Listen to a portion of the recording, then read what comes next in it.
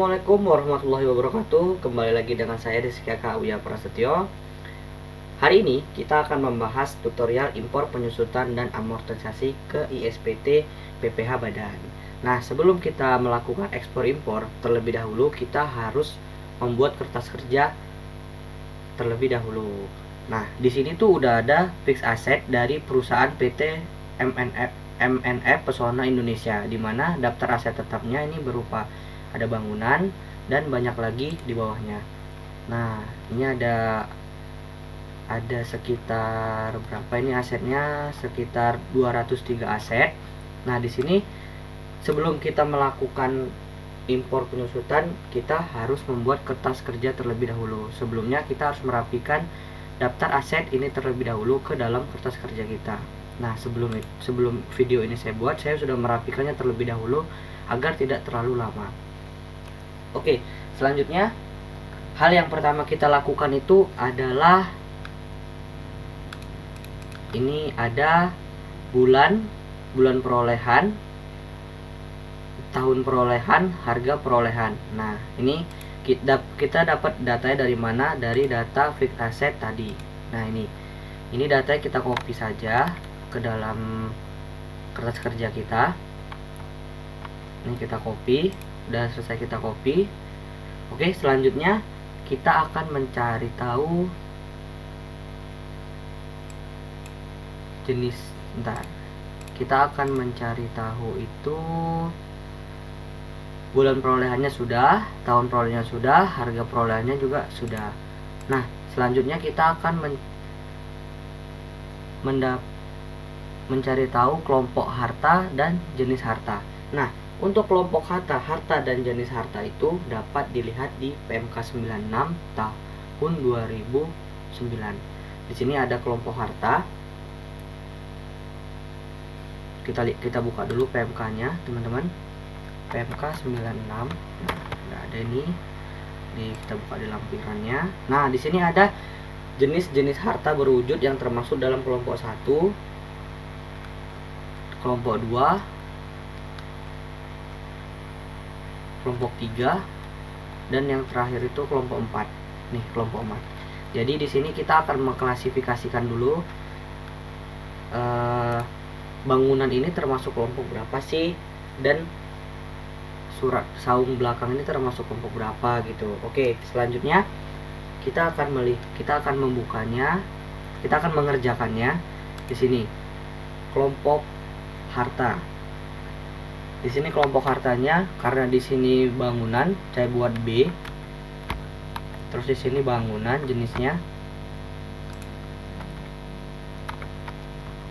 bangunan.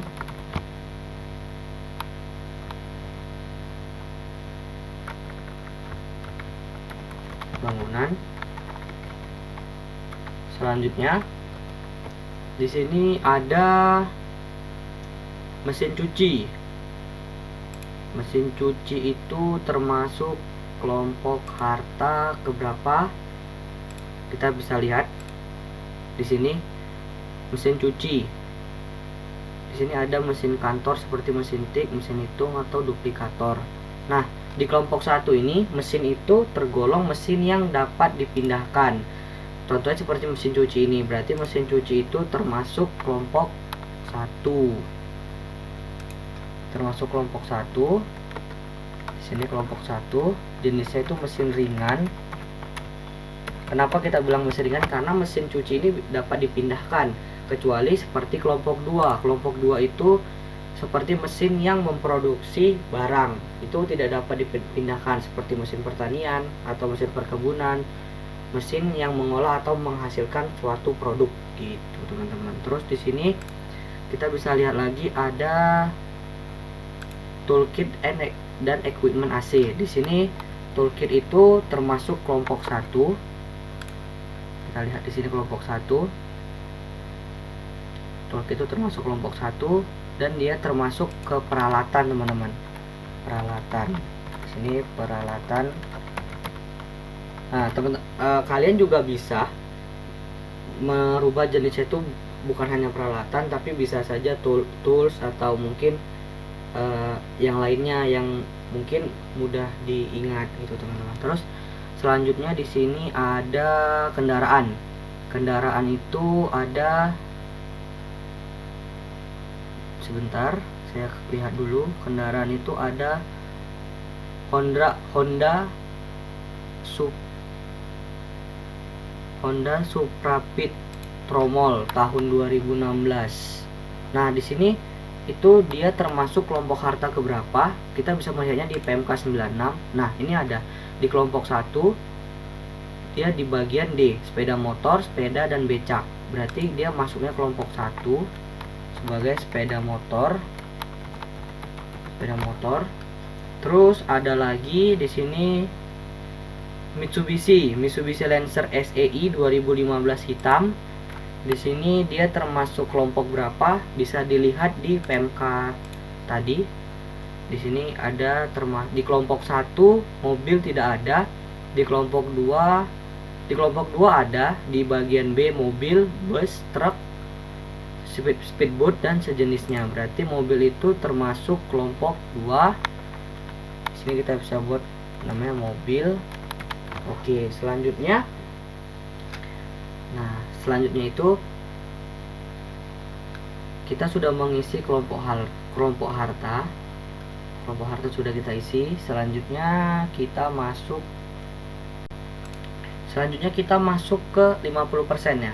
Mungkin teman-teman sedikit bingung 50% ini apa ya kira-kira. Jadi 50% ini misalnya seperti sedan dan alat komunikasi. Bagaimana caranya kita tahu bahwasannya dia itu dibagi 50% atau tidak? Caranya itu begini. Jadi kita lihat di sini ada jenis. Jenis ini kita filter dulu sebelumnya. Kita filter. Maaf, tadi ternyata sudah difilter. Nah, jenis ini kita filter. Terus select all-nya kita hilangi centerangnya. Terus kita pilih yang bisa dibagi 50% itu kan adalah alat komunikasi dan aset tidak berwujud. Nah, di sini kita okein.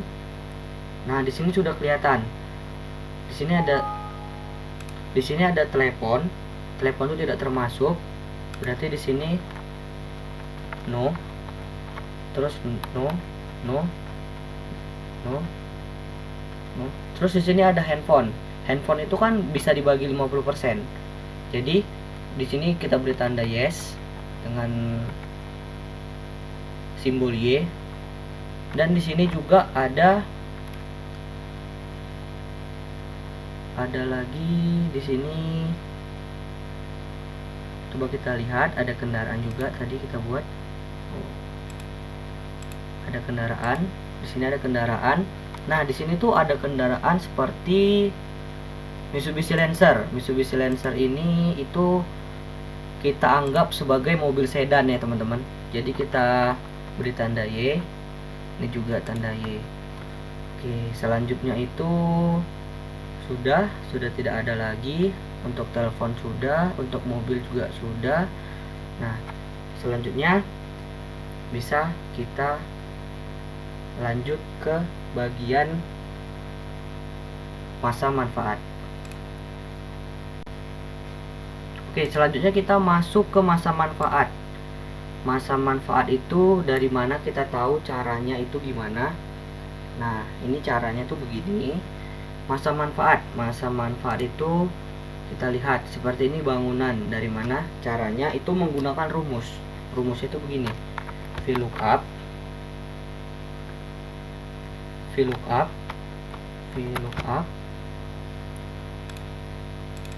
Terus dibuka kurung, terus kita pilih jenisnya bangunan. Setelah kita pilih jenisnya bangunan, terus kita kasih titik koma, terus kita buka ini di VLOOKUP-nya, terus ini kita copy semuanya. Jangan lupa dikunci dengan menggunakan F4. Nah, terus setelah itu kasih titik koma lagi di baris ketiga, di kolom ketiga, maksudnya di kolom ketiga. Terus kita enter. Nah, di sini sudah terlihat masa manfaatnya itu 20 tahun. 20 tahun. Terus tarif fiskalnya itu gimana? Rumusnya juga sama seperti ini. Ini tinggal kita copy paste. Terus di sini kenapa jadi 200%? Karena di sini kan untuk tarifnya itu di kolom kedua, sehingga kita harus merubah kolomnya. Di sini kita rubah kolomnya menjadi kolom kedua. Nah, dia 5%. Jadi ini teman-teman tinggal tarik ke bawah. Bisa langsung tarik ke bawah. Oke. Setelah itu kita mau mengerjakan apa lagi? Kita akan mengerjakan penyusutan per tahun. Nah, ini penyusutan per tahun. Penyusutan per tahun itu dapat dari mana? Ini dari rumus. Ini rumusnya. Ini bisa langsung ditarik ke bawah aja, teman-teman. Bisa langsung ditarik ke bawah. Tarik ke bawah. Tarik ke bawah.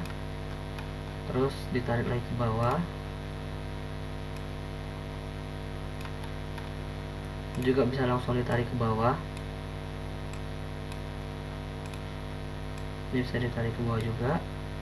Ini bisa ditarik ke bawah. Ini juga bisa tarik ke bawah. Jadi kalau udah ada rumus bisa langsung ditarik aja supaya pengerjaannya tuh jauh lebih cepat dari yang lainnya. Oke. Untuk ini, untuk aset dijual saldo tahun 2018 itu tidak ada. Terus untuk jumlah unit yang dijual sampai dengan tahun 2018 tidak ada juga. Jumlah unit sebelum dijual sampai dengan tahun 2018 juga tidak ada.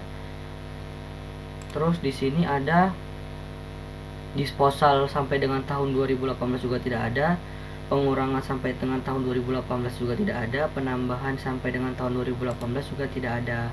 Oke, kita bisa lanjut ke kelompok hartanya. Kelompok harta itu dari mana kita mencarinya? Kita buat lagi baru di VLOOKUP. Nah, sebelum saya membuat video ini, saya sudah membuat bangunan, alat komunikasi, sepeda motor, aset tidak berwujud, tools, mebel dari logam, mesin kantor, mesin ringan, kendaraan. Mungkin teman-teman ada yang bertanya, ini dari mana datanya? Nah, kita langsung bisa buka penyusutan. Terus teman-teman lihat dari mana? Karena ini filternya belum saya lepas, jadi ini bisa langsung dilihat. Nah, di sini ada 9 jenis. Di sini ada alat komunikasi, aset tidak berwujud, bangunan, kendaraan, mebel dari logam, mesin kantor, mesin ringan, sepeda motor, tools, dan blanks. Oke, lanjut. Nah, untuk kita mengisi ini tuh gimana caranya? Begini caranya. Di sini tuh ada bangunan. Bangunan itu termasuk kelompok 2. Itu taunya dari mana? Dari PMK 96 PMK 03 2009. Di sini ada kelompok 2. Bangunan itu termasuk kelompok 2. Ini merupakan bagian dari bangunan. Itu. Jadi dia langsung masuk ke kelompok 2. Berarti di sini 2. Terus di sini alat komunikasi. Alat komunikasi itu kan termasuk kelompok 1. Jadi ini dibuka aja. Nih, alat komunikasi.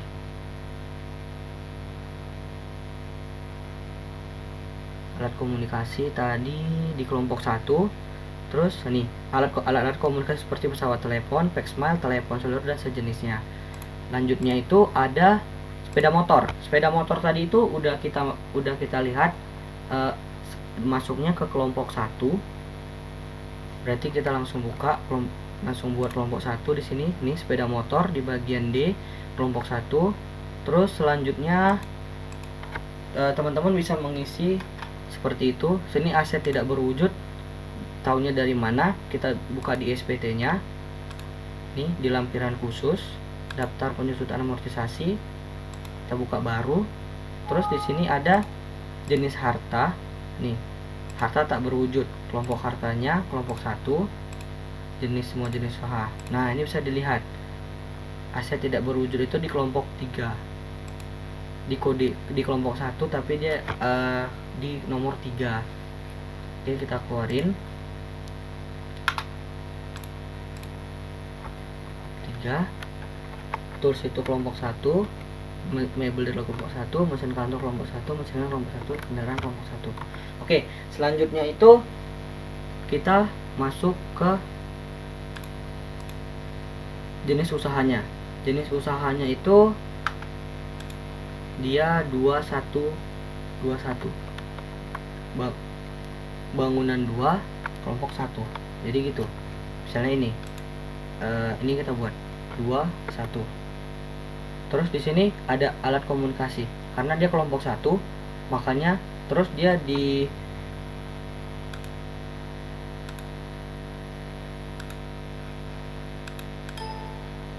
jenis usahanya juga ini usaha semua jenis, makanya dia 11. Terus di sini ada sepeda motor juga 11. Di sini ada aset tidak berwujud 31. Terus di sini ada tools itu 11. Terus di sini mebel dari logam itu 12. Terus mesin kantor 11. Mesin ringan itu 11. Kendaraan itu 12. Oke, selanjutnya di sini ada nama harta. Nama harta itu kita buat di sini 211. Itu dilihat dari mana? Dari sini, dari SPT tadi. Kelompok bangunan. Terus di sini permanen. Nah, di sini 211. Untuk semua jenis kelompok hartanya 211. Itu teman-teman. 211. Untuk selanjutnya 111.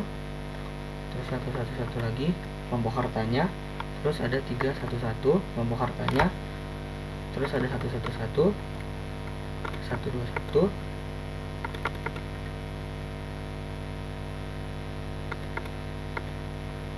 Lagi. Oke, selanjutnya itu kita masuk ke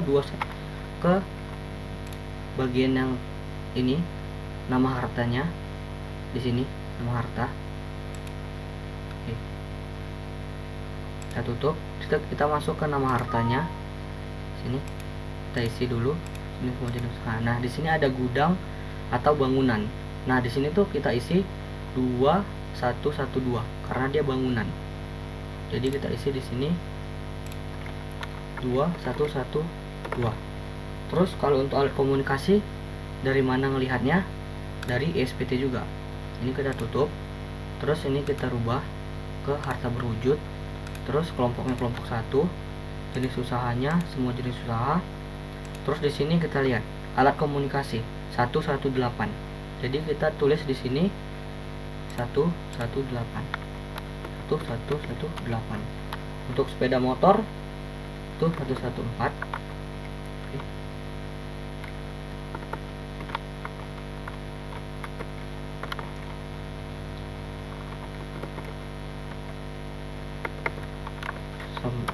Ini biar saya selesaiin dulu. Selesai itu nanti kita bisa input ke penyusutan 2018 nya.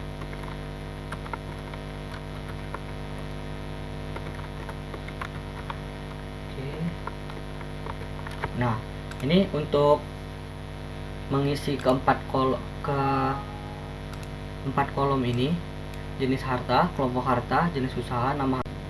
Untuk mengisi 4 kolom ini kita mudah mengisinya dengan menggunakan rumus dari VLOOKUP.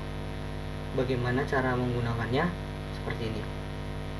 Kan tadi kita sudah membuat datanya terlebih dahulu di kolom VLOOKUP ini, sehingga kita bisa langsung membuatnya seperti ini. Jenis harta berarti sama dengan VLOOKUP. Langsung kita buat di sini VLOOKUP. Terus kita pilih jenis bangunan. Di sini kita pilih jenis bangunan. Terus kita kunci, dikasih dolar sebelum huruf dan angka. Terus titik koma. Setelah titik koma, di VLOOKUP tadi ini kita blok semua. Ini kita blok. Terus jangan lupa kita kunci dengan menggunakan F4. Nah, kan awalnya kita ingin mencari yang pertama itu Nah, ini maaf, kita kunci dulu.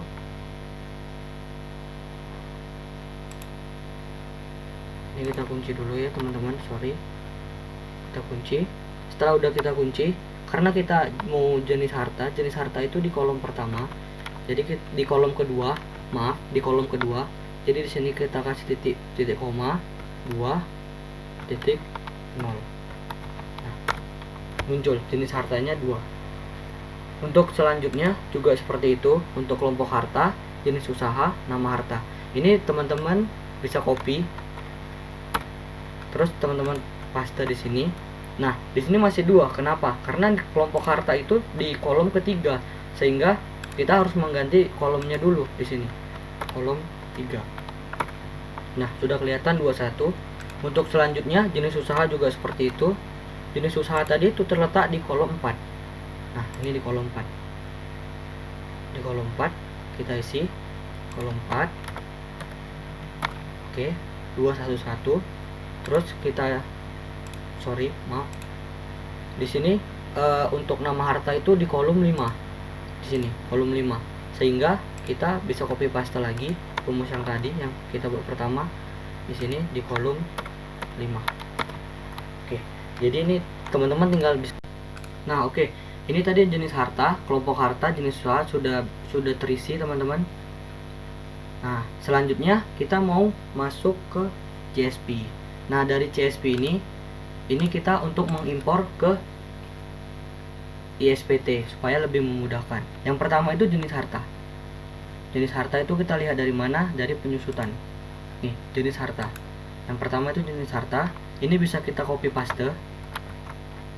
Ini bisa kita copy paste ke CSP. Tapi teman-teman jangan lupa, kalau mau copy paste ke CSP itu pastikan tidak ada rumusnya, sehingga kita menggunakan paste value. Nah, ini gunakan paste value. Dia jadi tidak ada rumusnya lagi. Karena kalau dalam impor CSP itu, dalam impor ke ISPT itu, dia tidak boleh ada rumus, sehingga memang benar-benar seperti kayak kita nulis biasa gitu, seperti tanpa rumus. Selanjutnya itu ada kelompok harta. Sini ada kelompok harta. Ini kita juga bisa copy paste ke bawah.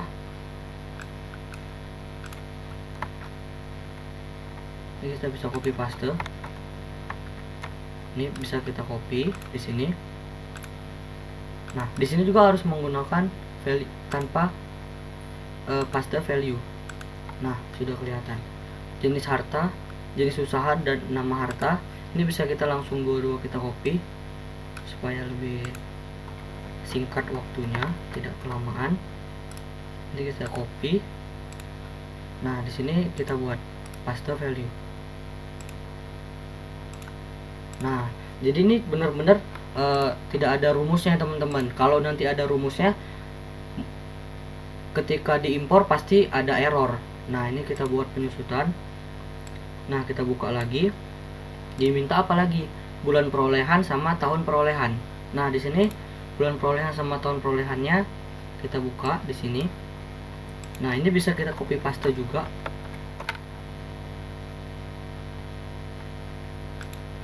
Ini bisa kita copy paste juga. Bentar, teman-teman.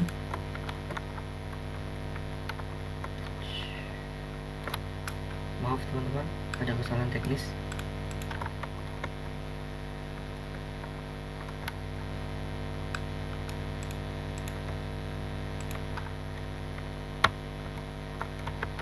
Kita copy paste, kita taruh di sini. Nah, karena ini tidak ada rumusnya, sehingga kotaknya juga ikut. Tuh. Terus di sini kita lihat lagi ada jenis penyusutan komersial. Nah, di sini ada 7 kolom, 7 jenis penyusutan komersial. Kode sebanyak 1 angka mulai dari angka 1 sampai dengan 7. Kode 1 untuk garis lurus, kode 2 untuk jumlah angka tahun, kode 3 untuk saldo menurun, kode 4 untuk saldo menurun ganda, kode 5 untuk jumlah jam jasa, kode 6 untuk jumlah satuan produksi, dan kode 7 untuk metode lainnya. Karena di sini kita menggunakan metode garis lurus, maka di sini kita tulis satuannya. Nah, ini bisa kita copy paste ke bawah.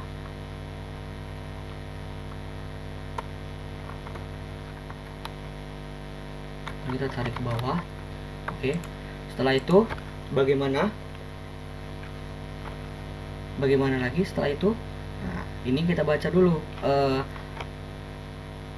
komennya.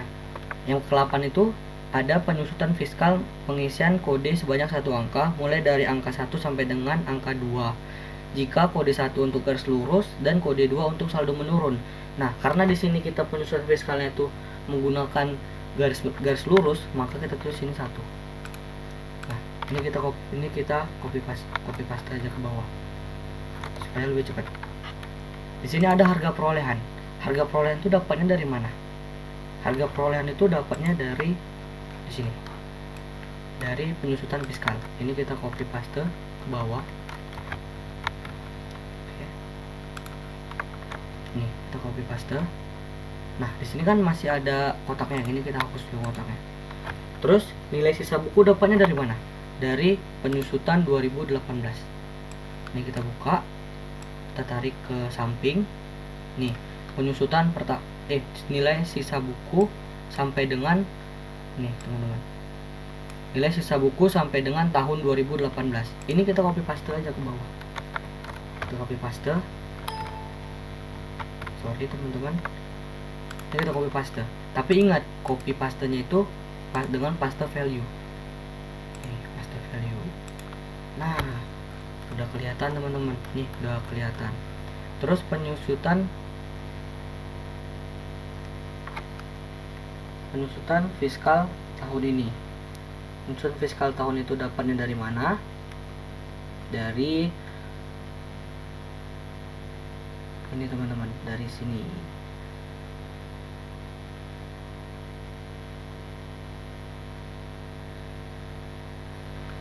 Dari penyusutan 2018. Nih. Kita bisa buka di atas. Di sini dari penyusutan 2018. Ini bisa kita copy paste ke bawah. Kita copy. Terus kita buka CSV-nya. Terus di sini kita paste spesial atau paste value. Jadi jangan lupa teman-teman, ketika mau setiap pemindahan data dari yang ada rumusnya, teman-teman harus itu paste value agar rumusnya itu tidak ikut ke dalam CSP, karena CSP-nya ini akan kita impor ke ISPT. Ketika CSP ini ada rumusnya, pasti akan gagal impor. Begitu teman-teman. Selanjutnya di sini kita buat keterangan nama harta. Keterangan nama harta kita lihat dari penyusutan. Nah, di sini kita lihat, di sini kita copy paste aja. Ini kita buka, kita copy. Terus di sini kita buka. Nah, ini tidak perlu paste value, tapi nanti kotaknya harus dihilangin. Nah, ini teman-teman. Jadi buat CSP-nya ini sudah selesai. Kita sudah menginput semua datanya yang akan kita impor. Nah, teman-teman jangan lupa sebelum mengimpor data ke CSP itu, teman-teman harus buka dulu yang namanya save as. Ini di save as dulu. Nah, di sini kita buat example CSP. Nah, di sini teman-teman jangan lupa save as type-nya itu harus dirubah menjadi comma delimited. Nah, kita save as. Oke. Yes. Oke. Di sini udah kelihatan teman-teman. Nah, kita buka sekarang ISPT-nya.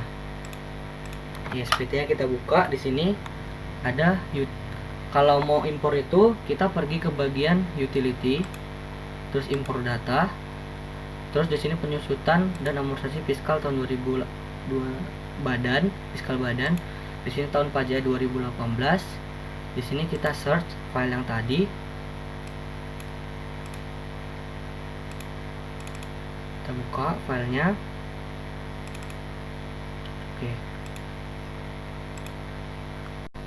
Oke, setelah itu kita akan mengimpor data yang sudah kita isi tadi di CSV. Ini yang sudah kita isi di sini.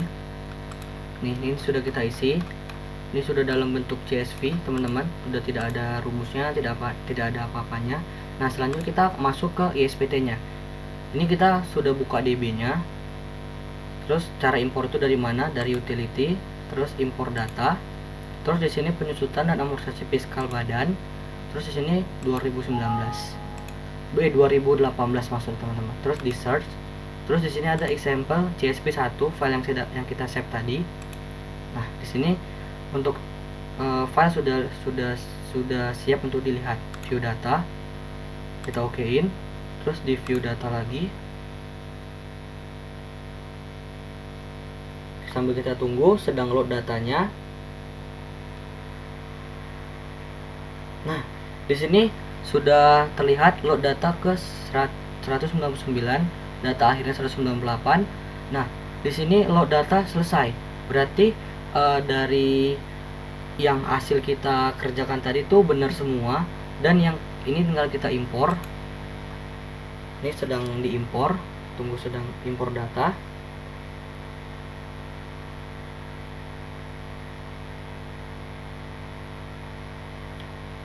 Mau ditunggu ya teman-teman. Nah proses impor selesai, tidak ada data yang gagal. Nah berarti data yang sudah kita kerjakan itu sudah benar, tinggal ini kita okein, dan datanya sudah berhasil diimpor ke dalam ISPT.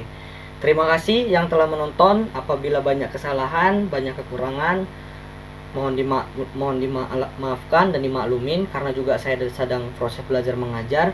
Buat teman-teman saya mohon maaf, kepada Allah saya mohon ampun. Jangan lupa di like video ini, terus di komen dan di subscribe agar saya lebih semangat lagi membuat channelnya. Terima kasih teman-teman. Wassalamualaikum warahmatullahi wabarakatuh.